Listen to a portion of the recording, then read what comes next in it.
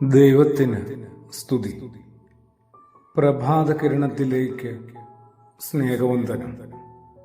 ഭാഗം 2087. ഇന്ന് സെപ്റ്റംബർ മാസം 17-ാം തീയതി.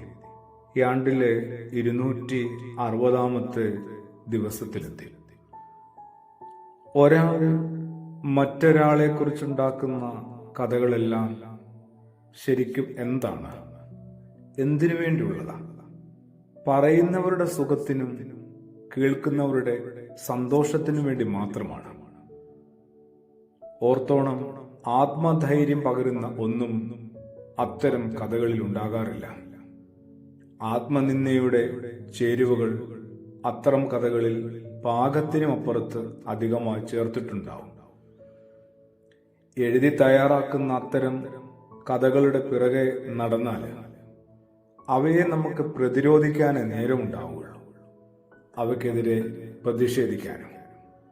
അങ്ങനെ ആരൊക്കെയോ നമ്മൾക്കെതിരെ ഉണ്ടാക്കുന്ന കഥകളെ പ്രതിരോധിച്ചും പ്രതിഷേധിച്ചും ജീവിതത്തിന്റെ ബാക്കി സമയവും ശ്രദ്ധയും ധ്യാനവും ജാഗ്രതയും എല്ലാം നഷ്ടപ്പെടുകയുള്ളൂ.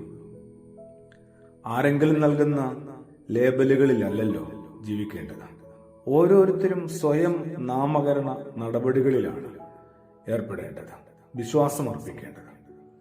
കഴിവുറ്റ പലരും പതിയെ കഴിവുകെട്ടവരായി അവസാനിച്ചത് നമ്മളിങ്ങനെ ചരിത്രത്തിൽ നമ്മുടെ പരിസരത്ത് കണ്ടെത്തിയിട്ടുണ്ട്. നല്ല കഴിവുള്ളവരായിരുന്നു, പക്ഷെ എങ്ങനെയൊക്കെയോ കഴിവുകെട്ടവരായി മാറി. എന്താണ് സംഭവിച്ചത്? മറ്റുള്ളവർ തങ്ങൾക്ക് ചാർത്തിയ ആ നാമധേയങ്ങളിൽ ഓരോരുത്തരും കുടുങ്ങിയും തകർന്നും വീണുപോയതുകൊണ്ടാണ്. വിശുദ്ധനായ ലൂക്കോസിന്റെ സുവിശേഷം 15-ാം അധ്യായത്തിന്റെ അവസാന ഭാഗത്ത് യേശു പറയുന്ന ആ ലോക പ്രശസ്തമായ ആ കഥയില്ലേ, ധൂർത്തപുത്രന്റെ കഥ.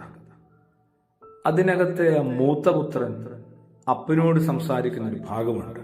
ആ കഥയുടെ 2-ാം ഭാഗത്ത് മടങ്ങി വന്ന ഇളയ മകനെ കുറിച്ചാണ് അപ്പനെ ഓർമ്മപ്പെടുത്തുന്നത്.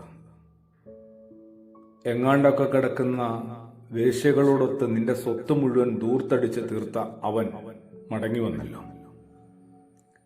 ഈ ദൂരേക്ക് പോയ ഇളയവന്റെ ജീവിതത്തിലെ ചെയ്തികളെ കുറിച്ച് ഈ മൂത്തവൻ എങ്ങനെ അറിഞ്ഞു? യേശു പറഞ്ഞ ആ കഥയിൽ അയാൾക്ക് അങ്ങനെയൊരു ഇടർച്ച വന്നതായിട്ട് ഒരു സൂചനയില്ല. വെറുതെ ഇങ്ങനെ അനുമാനങ്ങളിലും ഭാവനകളിലും പെട്ട് കഥകൾ മെനയുകയാണ്.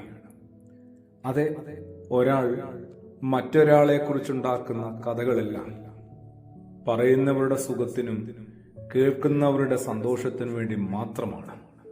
കുറെ കൂടി ജാഗരൂകരാകാനായിട്ട് നമ്മൾ ഓരോരുത്തരും ശ്രദ്ധിക്കേണ്ടതാണ്.